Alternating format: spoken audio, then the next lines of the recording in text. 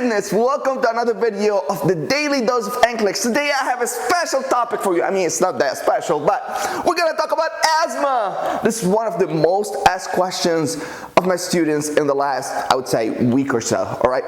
But listen, if you don't know me, my name is Mo, aka Alpha Slice on the internet. I've helped thousands of students pass their NCLEX on the very next attempt, and you are no different. And just because you clicked on this video, I wanna give you my ebook for free. This is the real NCLEX world versus NCLEX textbooks. You know, when my students go to the test center, after they get out of the test center, they text me the topics that they got on the real NCLEX. What did I do? I took screenshots of those topics and I put them in one ebook. And I want to give you this ebook for free.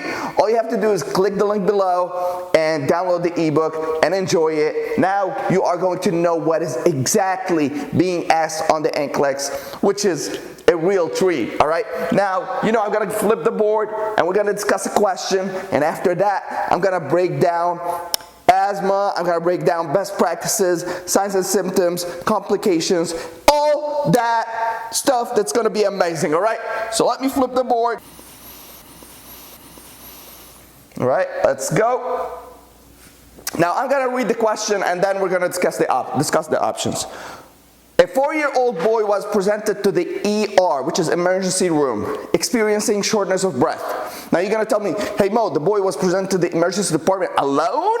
No, a 4-year-old was presented to the emergency department or emergency room by his mother, okay? There's no more space, that's why I took few words out. A 4-year-old boy was presented to the emergency room experiencing shortness of breath. Upon lung auscultation, the nurse hears inspiratory wheezes. What is the most important question to ask his mother, all right? So I put mother there so that you know that this little boy is with his mother. Now, if you know the algorithm that we follow when approaching questions, you know that we read the question 3 times. It's very important. You've got to read the question 3 times. The first time is going to be general reading. The second time we are going to look for keywords. And the third time, we're going to rephrase the question in our own words so that we understand what the examiner wants from us, all right? Now you're going to tell me, hey Mo, dude, I don't have time. I'm on the real test. You know, the time is ticking. If you have not watched my How the NCLEX is Graded video, then of course you're gonna say, you're gonna be so anxious about time, and you're gonna like solve one question and then the next and then the next, and you're gonna move and your exam will shut off at 75 questions and you will fail the test. All right? Now, when you watch that video, you're gonna understand that time is not your enemy, only wrong answers are, all right? Now, I'm gonna read the question a second time. I'm gonna get my red marker and I'm gonna highlight the keywords on this question. A 4-year-old boy was presented to the emergency department experiencing shortness of breath. All right, listen, anytime you've got a sign and symptom, that is a keyword that you need to pay attention to. The sign and symptom is not there for no reason. That's what nurses do. They assess, they observe, they monitor signs and symptoms, all right? So this is a keyword. Upon lung auscultation, the nurse hears inspiratory wheezes, right? Inspiratory wheezes is another keyword because that's a sign, right? What is the most important question to ask the mother? All right. Now, most important means like, it's not a priority question, but like, what is something that I need to ask the mother so that I can fulfill my assessment, all right? Now, if I want to rephrase the question in my own words, this is what I would do. I will close my eyes, I'll visualize myself in an emergency department, right? No peeking, just try to visualize that setting. So I close my eyes and I visualize myself in an emergency department. I already know how it looks like because I've been in an emergency department all my life, all right? Close my eyes, I see the mother coming in with her boy on a stretcher and he has shortness of breath. All right, then they get into whatever they're supposed to be, and then what I'm gonna do, I'm gonna assess them, and upon auscultation, I hear inspiratory wheezes. All right, listen, you've gotta pay attention. There's a difference between inspiratory wheezes and expiratory wheezes, right? And every one of them indicates a different problem, right? So now, what's the most important thing that I'm gonna ask the mother? Now, after I rephrase the question, what I'm gonna do, I'm gonna read the options. So option number 1, do you have his immunization record? So I'm asking the mother if she has his immunization record. How would that serve me in assessing the patient is, right? Inspiratory wheezes. Right? How would immunization record serve me? Right? It won't. There's nothing on the immunization record that's gonna solve this problem. All right, so now it's useless information, right? This is useless information. So I'm gonna read the option number 2. Does the boy has a history, right? This is HX, this is history, of asthma or recent lung infection, all right? Again, a lot of my students get confused with those type of questions. And they were like, oh yeah, I'm collecting medical history, so option number 2 makes sense, right? You're not paying attention. You're not paying attention to the signs and symptoms. Or you don't have knowledge. You're lacking on nursing content when it comes to asthma, right? Patients who have asthma will not experience inspiratory wheezes. They will actually experience expiratory wheezes, right? So why would I ask for asthma if I already assessed the patient and he has inspiratory wheezes, right? Inspiratory wheezes is a sign of airway obstruction, all right? So definitely it's not asthma, and I'm not looking for recent lung infection, right? If a patient has fever, if the patient has cough, for example, if the patient has mostly fever or cough, right? Now option number 3, did he get his flu shot this season, right? So this option number 3 is similar to the immunization record. Why would I care if the patient has his flu shot, right? Is that gonna solve this problem? I don't think so. So this is a wrong option, all right? Now, that leaves me with option number 4. What was the child doing immediately before developing or however you pronounce that, the shortness of breath, all right? So what was the child doing immediately, right? Because this shows, this sign is, inspiratory wheezes is a sign of obstruction, airway obstruction. If you know 4 years old, they put stuff in their mouth all the time. They choke on stuff. So what I'm asking, what was this patient doing immediately before developing, however you pronounce that, before he developed, shortness of breath? Then most probably he was eating. He was eating, he swallowed something, went into his airway, and now the patient is choking on something. Now it's partial obstruction, that's why the patient is still having shortness of breath and he's having inspiratory wheezes and not respiratory distress, and the patient is going into respiratory arrest, all right? So that's how you actually break down questions. This is the right answer, and if you don't take your time while, analyzing the options and relating them to the subject of the question, and then you need to have a little bit of nursing content, then you would choose the wrong answer, all right? Now, let me take my time and tell you a little bit, or talk to you, educate you a little bit about asthma. Now, a brief definition about asthma, it is an inflammatory reactive airway disease. Now, when I'm saying reactive, that means that the airway reacts to an external stimulant, and then it narrows. Sometimes it's chronic narrowing or closure of the airway, all right? Which is triggered by different stimulants. Now those triggers or stimulants could be any allergens found in the environment or the patient's home. Now let's talk a little bit about what happens during an asthmatic attack or asthmatic reaction. What happens is that the airways becomes edematous, right? Then there's hypersecretion of mucus. Then what happens is that the smooth muscle inside the bronchi and bronchioles get constricted, so they get narrowed, constricted. And then lastly, what happens is that the air gets trapped in the alveoli. Listen, I want you to take notes. So precipitating factors for asthma, we're gonna start with mucosal edema, then you've got VQ mismatch, then you've got increased the work of breathing, then you've got beta blockers, respiratory infection, allergic reaction, emotional distress, exercise, environmental or occupational exposure. And lastly, reflux esophagitis. Now when it comes to signs and symptoms, the patient is gonna have non-productive cough. Remember when I told you that the patient with lung infection is gonna have fever and cough? That cough is productive, all right? Those are signs of infection. But now when we're talking about asthma, it is a non-productive cough, all right? Now when it comes to breathing, if I'm auscultating the patient, his breathing sound is gonna be coarse expiratory, right? Coarse expiratory wheezes. The patient's gonna have crackles, they're gonna have rales. Those type of patients will also show signs of respiratory distress, and if you check the patient's school records, you'll see that that patient has missed a lot of school days during the last 6 months. Now let's talk a little bit about nursing care, and of course you are taking notes. The first thing I need to keep an eye on are signs of respiratory distress, all right? I've got to monitor that patient very closely. Also, I've got to pay attention.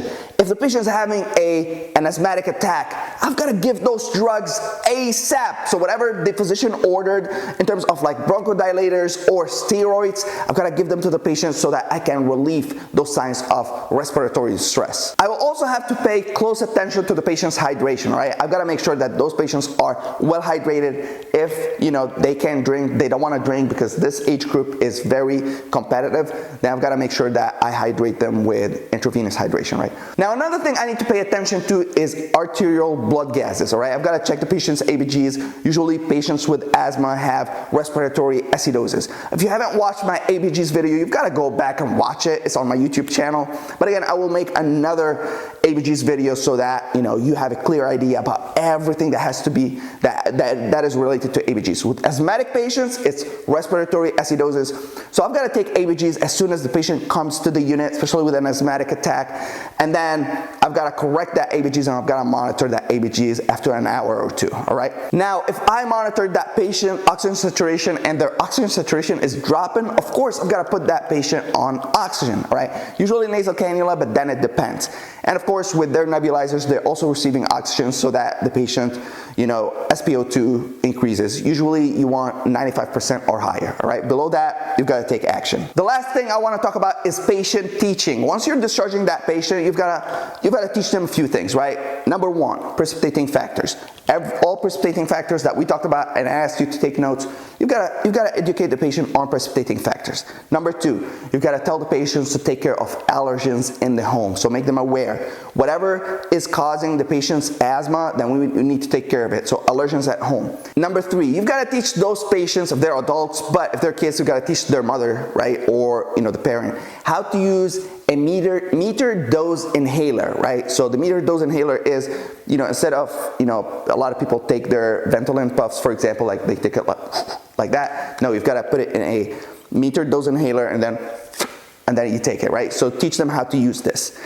Also, those patients, you've got to monitor their peak flow rate. Usually it is a small machine that they have at home. They blow into it to test how well the air is forced out of the lungs. Usually 400 to 700 liters per minute is what you're looking for. That's the normal. And the last thing you've got to teach the patient is breathing exercises, all right? With any pulmonary disease, with any surgery, it's very common that you need to teach the patient about breathing exercises, right? Teach them how to breathe, pursed lip breathing. We're not going to get into all the details, but you've got to, I mean, do your research. Of course you know breathing exercise, all right? Love your face. I hope you enjoyed this daily dose of NCLEX. Please share this video on your Facebook, share on your Instagram stories, tag me at AlphaSlice. And before you go, I want to give you one more gift. This ebook, the 300 Spartan Medication e-booklet or drug e-booklet. You know when I told you when our students go to the test center after they get out, they text us the topics they got on the real test? Guess what? They also text us the medication, the drugs that they got. So me and my colleague, Professor Aileen Burke, who is a team member. If you don't know who is Aileen Burke, oh my goodness, go Google her. She's a nationwide well-known NCLEX copywriter. She wrote our Q-Bank, which is the new generation NCLEX questions. Now, I don't want to talk about that for a later stage. And if you want to attend my free webinar, you can text my number and attend my free webinar and see what are the tools we use to help thousands of students pass our NCLEX on their very next attempt. Now, back to this book, what we did with those 300 drugs that we collected over the past 12 months. The most common drugs are asked on the NCLEX. We put them in one ebook. Me and Professor Aileen, we broke them down into families, categories, but you've got the name of the drug, indication, side effects, and patient teaching, which is everything you need to know about drugs. Now, I want to offer you this ebook. There's a link in the description box. You click on it, and you get it. It's It's amazing. And listen, please share this video, tag me on Instagram stories, tag me on your Facebook. I would love to connect with you more, and leave a comment below if there are certain topics or other topics that you want me to talk about. Love your face. Can't wait to see you in the next video of the Daily Dose of NCLEX. Hey Mo, hey Alpha Slice, my name Abdurrahman Ayash. First of all, I want to say, if I can do it, you can do it. I did took the NCLEX exam 2 times before, and I did fail. Finally, I did took the NCLEX exam last week, and guess what? I did pass. So I want to just give a few hints about like why you preparing to your NCLEX exam. First of all, you have to trust your teacher and trust yourself. Trust your teacher. They are provide you the good material, good content, so you can pass your very next attempt in your NCLEX exam. And the way how they present like all these questions, or like these weak point, or like be like all the student they miss like many questions, not because they don't know the answer, but like the strategy they doing is wrong. And this is one of like my big issue, which is SATA question. Even in my last exam, I do have more than half of the exam all SATA question, and this is one of my weak point, which is really like I did like work on that. Another thing, trust yourself. You're not like loser. Even if you did took and failed many times, still like you can do it. Just like know how you study, know your content. When I mean like know your content, like master your content, you have to master it. So at the exam you will not like be surprised for any question, even if you don't know like many question on the NCLEX. Sometimes I don't hear like many terms or many medication or whatever, but you can use the strategies like assessment or ABCs. This is gonna help you. Second thing, visualizing is very important. Like when you start preparing, visualize yourself with all this, like even it took you like 1 month, 2 months, 3 months. Visualize yourself like you're studying hard. There is no many like social with your family, friend, even like your habit. Just like visualize all this stress. And then visualize also yourself while you're taking the exam, and then look when you submit and your examination to know if you pass or failed, and for sure you can pass. And look for the pass things, not the fail. I want to talk about challenges. Everyone has challenges in his life. So for me, my mom, before even I start prepare for this, before like 4 or 5 months ago, my mom, she passed away. And I do have another 2 family member also, they pass away from COVID. So it's like really tough situation, and I did surgery, and I do have like some stress situation while I'm studying also on, or like preparing for the NCLEX. So just like when you go to study, just turn off everything around you and just focus, because you want a success. Look for that thing, and I hope you will pass for the next very attempt for your NCLEX. And don't forget, if I can do it, you can do it. Love your face. Thank you.